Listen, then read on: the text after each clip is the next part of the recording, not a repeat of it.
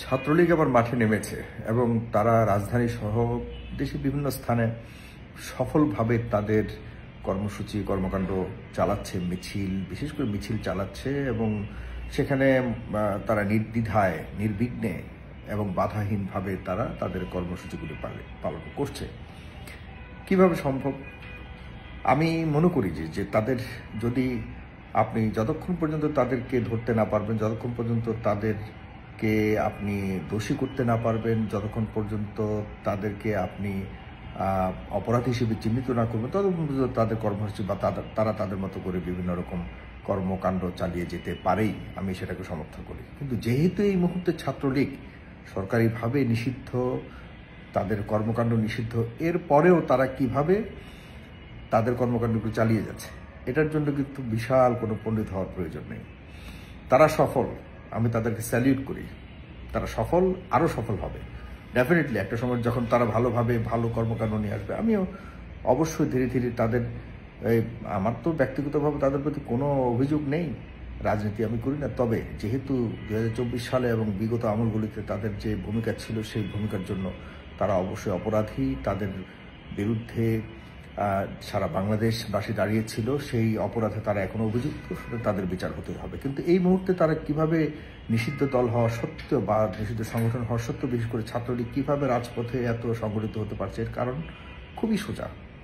তারা সফল কারণ তারা যে কোনো পর্যায়েই, যে কোনো উপায়েই তারা যদি তাদের উদ্দেশ্য সফল হতে পারে, তাহলে তাদেরকে অবশ্যই আমরা ক্রেডিট দিতে হবে, অবশ্যই তারা সফল হয়েছে বলে স্বীকার করতেই হবে। কিন্তু কিভাবে হলো সেদিকে আমাদের কথা বলতে হবে, সেদিকে আমাদেরকে যদি একটু নজর দেয়, তাহলে দেখুন যেসব অঞ্চলে ছাত্রলীগ এখন মিছিল করছে, ওইসব অঞ্চলে ছাত্রলীগকে যারা সুবিধা দিচ্ছে মিছিল করবার জন্য, সংগঠিত হবার জন্য, তারা অলরেডি টাকা পয়সা খেয়ে বুকড।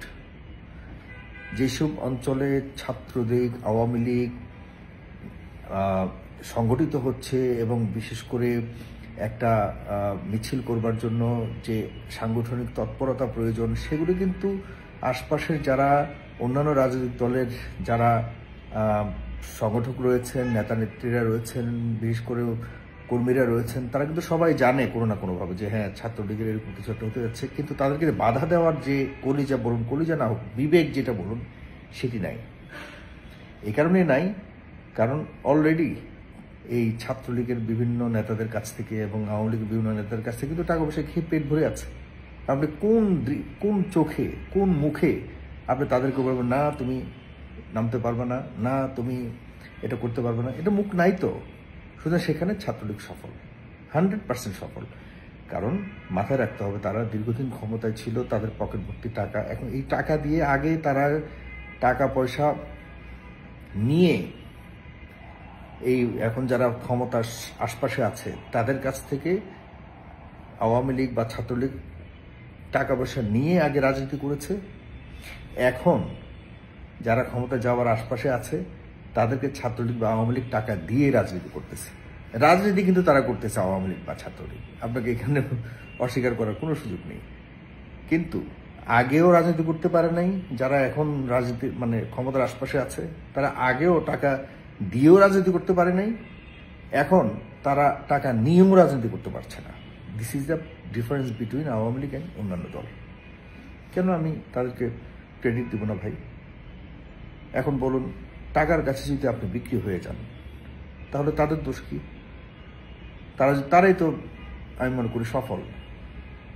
কাউয়া বলুন, কুকুর বলুন, ভাত ছিটালে যদি পাওয়া যায়, নিজের কাজে ব্যবহৃত হয়, এটা তো মানুষের দোষ না, এটা কুকুরের দোষ। এখন টাকা পয়সা দিয়ে যদি আমি এই আমার অপরাধকে ঢাকবার জন্য আমি যদি আশপাশের মানুষ নামের কুকুরগুলিকে যদি আমি যারা তাদেরকে যদি ম্যানেজ করে চলতে পারি, তাতে আমার সমস্যাটা কি? আমি তো সফল। তো যাই হোক, এরপরে আসুন পুলিশ। পুলিশের কোনোভাবে যে এত বড় পরিবর্তন হলো, পুলিশের অনেককেই কত নির্যাতন করা হলো, পুলিশের মানে কত জিঘাংসা ওদের মধ্যে আছে এবং বিগত আমলটাতে পুলিশকে ব্যবহার করে কত মানে এই রাজনীতিটাকে দেশের মানুষকে একদম পিঠে দেয়াল ঠেকিয়ে দেওয়া হয়েছে মানুষের। এই পুলিশকে কত বাজেভাবে ব্যবহার করেছে এবং শেষ পর্যন্ত আন্দোলনের সময় অনেক নিরপরাধ পুলিশকে ভুল বুঝে হোক যেভাবে হোক উদ্দেশ্যমূলকভাবে হোক পুলিশকে অনেক অত্যাচার করা হয়েছে। এরপর পুলিশের বড় একটা রিফরমেশন প্রয়োজন ছিল, একটা বড় ধরনের পরিবর্তন প্রয়োজন ছিল, করেছে। 3 জন বুড়ো মানুষকে, 3 জন বুড়া লোককে পুলিশের দায়িত্ব দেওয়া হয়েছে, যাদের সাথে আন্দোলনের নাই কোনো সম্পৃক্ততা, যাদের সাথে মানে চাকরির কোনো সম্পর্ক ছিল না, যাদের চাকরি থেকে তারা বহু আগেই অবসর নিয়ে নিয়েছে, যাদের ভিতরে মানে বিপ্লবী কোনো চেতনাবোধ বা বিপ্লবী কোনো ধরনের লক্ষ্য উদ্দেশ্য নাই, এদেরকে আপনি পুলিশের মতো একটা গুরুত্বপূর্ণ অর্গানাইজেশনের প্রধান করে দিলেন। এরা না শুনে এদের আশপাশে যারা বৈপ্লবিকভাবে কাজ করতে চাচ্ছে তাদের কারো কথা শুনে না। এরা যখন তখন যে কোনো কাউকে যারা বিপ্লবী চেতনার, তাদেরকে যে কোনো সময় যে কোনো বিষয়ে কোনো ছুতো পেলেই তাদেরকে সরিয়ে দেওয়া হচ্ছে।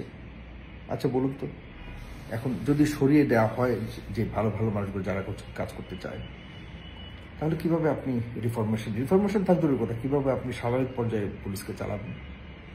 সেখানে একটা বড় ধরনের ঘাটতি আমরা দেখতে পাচ্ছি। এখনো পর্যন্ত কোনো তোয়াক্কা নাই। আপনি ছোটোখাটো একটা পুলিশ অফিসারের ব্যাপারে আপনি যদি বলেন যে ভাই সে এই 24-এ অনেক ভূমিকা রেখেছে, এখন তার একটা ছোট্ট অভিযোগ আছে তার বিরুদ্ধে, সাথে সাথে ওই ছোট অফিসারকে সরিয়ে দিবে। ছোট অফিসার বলতে আমি একদম আপ টু ডিআইজি পর্যন্ত বলতেছি, বড় অফিসার পর্যন্ত বলতেছি, একদম সাব ইন্সপেক্টর থেকে ওই পর্যন্ত সাথে সাথে সরিয়ে দিবে। কিন্তু এরপরে উপরে যারা মূল দায়িত্বে আছে তাদের যত বড় অপরাধী হোক, তারা যত বড় অপরাধী করুক, তাদের বিরুদ্ধে যদি সারাদিন আপনি কথা বলেন তাদের কিচ্ছু হবে না, কিচ্ছু হয় না। এই কারণে তারা ইচ্ছা মতো এই পুলিশ প্রশাসনকে, পুলিশ ডিপার্টমেন্টকে একদম সম্পূর্ণ ড্যামেজ করে দিচ্ছে। এই যে যতগুলি মিছিল হচ্ছে, মিটিং হচ্ছে বিভিন্ন জেলায় জেলায়, এসব জেলার এসপিদের, এসব জেলার বা এসব অঞ্চলের পুলিশের, ওইসব অঞ্চলের যারা গোয়েন্দা সংস্থার লোক আছে, তারা কি জানে না যে এই ধরনের সাংগঠনিক কর্মকাণ্ড তৎপরতা চলছে? হ্যাঁ, তারা অবশ্যই জানে, কিন্তু জেনেও তারা কিচ্ছু করার নাই, কারণ তারা বুকড। এরপরে দেখুন তাদের কথা আরেকটা আছে যে ভাই আমরা গ্রেপ্তার করে আনবো, কিন্তু গ্রেপ্তারের পর আদালত থেকে কে ছুটিয়ে দিচ্ছে? এটা আমরা ছুটাচ্ছি না, যারা ছুটাচ্ছে তারাও বুকড। যতগুলি মানে জেলা এবং রাজধানীর বিভিন্ন জেলাতে যত আদালত আছে, সব জেলাতে সবগুলি পিপি, এপিপি থেকে শুরু করে যারা ক্ষমতার আশপাশে ঘোরাফেরা করছে, সবগুলি দলের যারা ক্ষমতার আশপাশে, তারা এখন বিভিন্ন ধরনের আইনজীবীদের দায়িত্বে আছে, বিভিন্ন আদালতের সরকারি দায়িত্বে আছে, তারা সবাই টাকা পয়সা খেয়ে অপরাধীদেরকে একদিক দিয়ে পুলিশ ঢুকায়, আরেক দিক দিয়ে ওরা বের করে। একদিক দিয়ে পুলিশ খেয়ে কিছু কিছুকে ছেড়ে দিচ্ছে, কিছু কিছুকে ঢুকাচ্ছে, বলতেছে ভাই একটা হালকা ধারা দিয়ে দিব 1-1.5 মাস পর বের হয়ে যাবেন। এই ধরনের কন্ট্রাক্টে হাজার হাজার মানুষকে ঢুকানো হয়েছে, এরপর ওদিক দিয়ে বের করা হয়েছে। আমি চ্যালেঞ্জ করে বলতে পারবো, একটা ছাত্রলীগ বলুন, আওয়ামী লীগের লোক এখন জেলে নেই, একটাও নেই। হ্যাঁ, যাদেরকে বের করা যাচ্ছে না শুধুমাত্র আওয়ামী লীগের নিরীহ কিছু মানুষকে ধরা হয়েছে ইচ্ছাকৃতভাবে, উদ্দেশ্যমূলকভাবে, সেগুলো টাকা খেয়ে ধরা হয়েছে। এখন ধরেন টাকা খেয়ে ধরা হলে, ধরেন কেউ ধরার জন্য 1 লাখ টাকা দিচ্ছে, তো এরপর দেখা যাচ্ছে যাকে ধরছে সে তার হাতে হয়তো পয়সা নেই, সে 50,000 টাকা দিলে তো ছাড়বে না, কারণ 1 লাখ টাকা তো খেয়ে বসেই আছে, কেন আমি 50,000 ছাড়বো? 2 লাখ টাকা দেওয়ার মতো ওই জেলে থাকা আওয়ামী লীগ নেতাকর্মীর হয়তো সেই যোগ্যতা নাই, সে কারণে সে বের উঠতে পারছে না। এইভাবে চলছে দেশ। প্রশাসন, আপনি দেখুন প্রশাসনের যে কাজ মানে দায়িত্ব পালন করবার কথা, সচিবালয়ে প্রত্যেকটা পদে, প্রত্যেকটা বদলিতে দেখা যাচ্ছে যে যাদের পয়সা আছে তারাই করতে পারছে। বড় বড় পদে আপনার যদি কোটি কোটি টাকা না থাকে, আপনি পারবেন না ওইসব পদে যেতে, যতই যোগ্যতা থাকুক, যতই আপনি 24-এর আপনি চেতনাধারী থাকুন আর 24-এর ধ্বজাধারী দেখুন, আপনার কোনো গুরুত্ব নেই। আপনাকে অবশ্যই পয়সা রাখতে হবে। এসব নিয়ে আমাদের কাজ চলছে। আপনারা যারা দেখছেন, আপনাদেরকে আবারও হয়তো একটা বিপ্লব করতে হবে। সেই বিপ্লবে আমি মনে করি সামনের বাংলাদেশে আবার ঐক্যবদ্ধ হওয়ার জন্য সবগুলি শক্তি, ইনক্লুডিং আওয়ামী লীগের যারা ভালো চায়, আওয়ামী লীগের যারা, তাদেরকে ঐক্যবদ্ধ হতে হবে। হয়ে এই মাঝখানে সত্যভোগী পাবলিকগুলি যতদিন পর্যন্ত এই দেশ থেকে বিতাড়ন না হবে, বা তাদেরকে যতক্ষণ পর্যন্ত আমরা নির্লিপ্ত করতে না পারবো, বারংবার রক্ত দিয়ে যেতে হবে দেশের মানুষের, সাধারণ মানুষের। কোনো পরিবর্তন আসবে না, কথাটা লিখে রাখেন। আমি হতবাক হচ্ছি যেই উদ্দেশ্য নিয়ে এই দেশটাকে পরিবর্তন করা হয়েছিল, সেই উদ্দেশ্যের আশপাশেও নেই। সামনে কি হবে জানি না। ডাকসু নির্বাচন দেখেছেন, জাকসু নির্বাচন দেখেছেন। নির্বাচন হয়েছে ৪১ ঘন্টা পর নির্বাচনের ফলাফল দেওয়া হয়েছে। কিভাবে নির্বাচন হবে? এই যে জাতীয় নির্বাচন এত সহজ, এই সরকার দ্বারা সহজ কোনোভাবেই না।